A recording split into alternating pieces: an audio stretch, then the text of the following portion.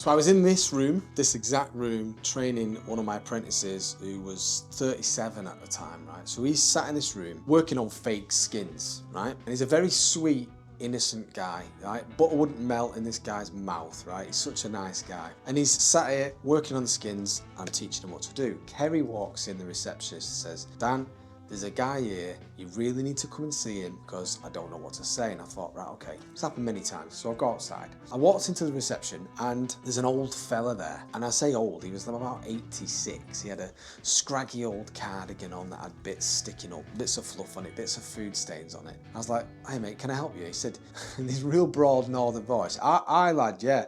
I've got a request I'd like you to do. He said, I'd like my nipples tattooing.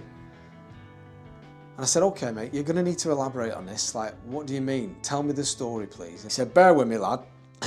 Years ago, me and my mate went to Thailand, you know, with the girls and that. And he says, my friend passes me some estrogen tablets. He says, take these and you'll start to get sensitive nipples and we'll have a lot more fun in Thailand. And he says, we had so much fun. When we got home, we carried on taking the estrogen. But years later, I goes to visit my doctor and the doctor says, what is wrong with your bloods? Your hormones are all over the place and you're gonna die. He said, oh, I've been taking estrogen. He said, for, you know, a bit of sexy time. He said, you're gonna have to stop. You got to stop taking the estrogen because it's not doing you any good. Poor guy was heartbroken that he couldn't mess with his nipples anymore. He couldn't get young Thai women to mess with his nipples. So what he did instead was went back to Thailand and got himself a whacking pair of 36 double D implants. So he's coming to me to ask if I can tattoo the areola of his nipple bigger so that I'm guessing he can fondle himself and imagine that it's somebody else. I can't think of what else was going on there. So immediately I thought, no, I'm not doing that.